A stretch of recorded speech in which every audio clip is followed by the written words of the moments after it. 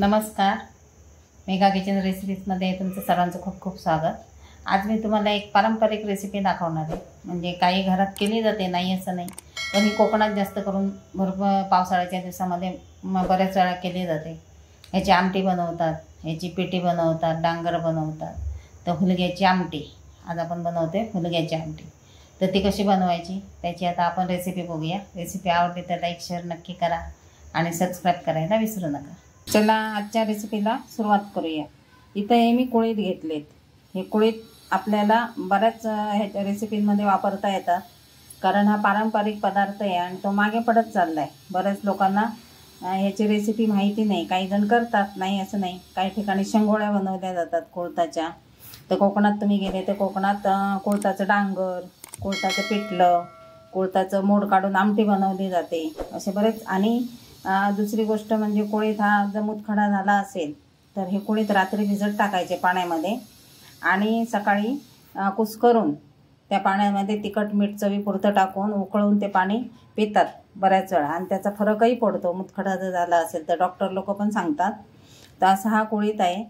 तर ह्याचीच मी तुम्हाला आता आमटी करून दाखवणार आहे। हे मी सकाळी भिजत घातलेले कुळीत स्वच्छ धुवून निवडून, काही खडा वगैरे असेल तर काढून टाकायचा, स्वच्छ 1-2 पाण्यात धुवायचं आणि त्याला भिजत ठेवायचं दिवसभर।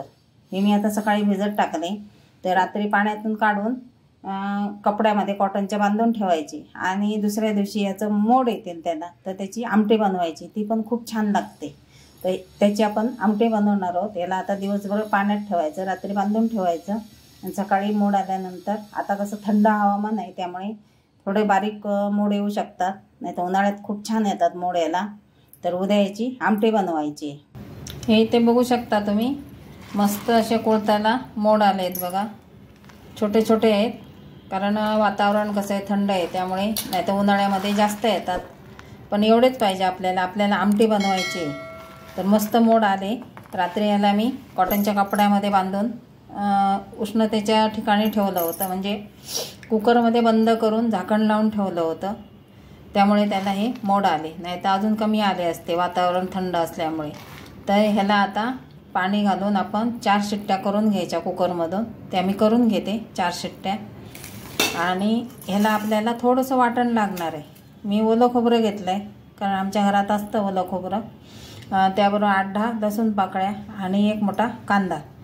तुमच्याकडे ओलं खोबरं नसेल, सुकं घेतलं तरी चालेल।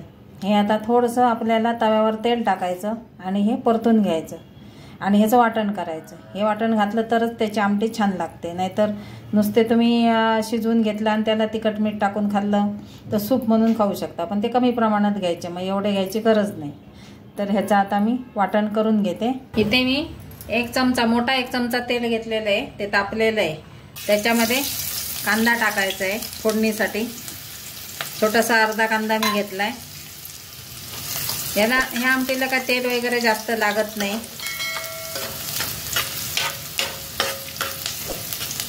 थोडासा तांबूस झाला तर आपण त्याच्यामध्ये मसाला टाकूया।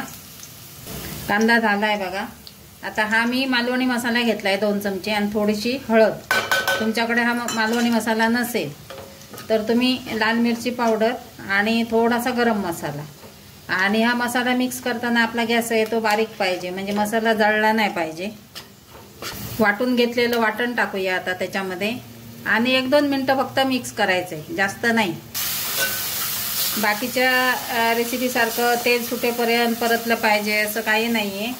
थोडंसं मिक्स करून घ्यायचं 1-2 मिनटं फक्त, आणि त्याच्यामध्ये पाणी टाकून घ्यायचं।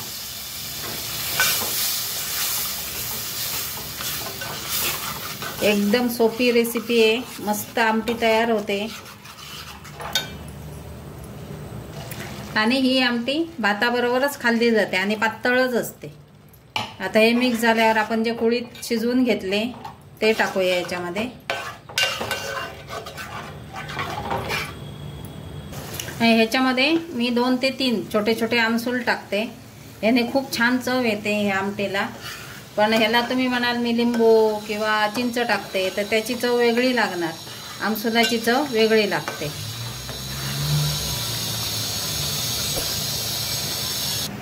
हे ते बघू शकता, मी तुम्हाला म्हटलं होतं की मी 4 शिट्ट्या करणार आहे, तर मी 4 शिट्ट्या केल्यानंतर बघितलं तर ते कच्चे वाटले, म्हणून मी परत 4-5 शिट्ट्या केल्या. कारण हे जे धान्य आहे ना, हे कुळीत आहेत, हे शिजायला थोडे कठीण आहेत. म्हणजे वाटाणा हरभरा जसं पटकन शिजतो तेवढे हे पटकन शिजत नाही. तर निदान 8-9 शिट्ट्या करून घ्यायच्या, म्हणजे असे शिजतात आणि ह्याला असं मऊपणा नसतो. त्यामुळे मी काय करते, ह्याच्यातले थोडेसे कुळीत काढून घेतले. ह्याला थोडंसं जाडं भरडं मिक्सरला फिरवून घ्यायचं, म्हणजे आपली आमटी आहे ती अशी दाटसर होते. तर हे आता मी मिक्सरला फिरवून घेते. तोपर्यंत ह्याला पण छान उकळी आली बघा. त्याच्यामध्ये आपण घालून घेऊया. हे बघा, असे जाडे भरडे आपल्याला फिरवून घ्यायचे मिक्सरला आणि ते त्याच्यामध्ये मिक्स करायचे. हे आता मिक्स करून घेऊया, म्हणजे आमटीला पण चव येते कुळथाची.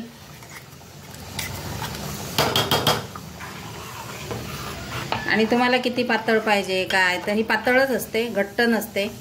भाता मस्त गरम गरम भात आणि कुळथाची आमटी छान लागते अगदी. त्याच्यामध्ये 2-3 कोकम टाका. आणि आपण पहिल्यांदाच शिजताना मीठ टाकलं आहे, मग आता चव घेऊन बघायची आणि कमी वाटलं तर मीठ टाकायचं. थोडंसं मीठ कमी वाटलं मला, वरून टाकते मी.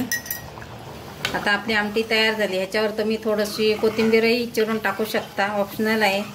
त्यानंतर तुमच्याकडे कोकम नसेल तर तुम्ही कोकम सिरप टाकू शकता चवीनुसार, थोडंसं अगदी बारीक. अशी आपली कुळथाची, काही ठिकाणी याला हुलगा पण म्हणतात, त्याची आमटी तयार झाली. गरम गरम भाताबरोबर नक्की करून खा आणि आपल्या शरीरासाठी पण खूप छान आहे ती. तर नक्की करा. आवडली तर लाईक करा, शेअर करा, सबस्क्राईब करायला विसरू नका. गरमागरम कुळथाची आमटी आणि गरमागरम भात आपला तयार आहे. नक्की आस्वाद घ्या. धन्यवाद.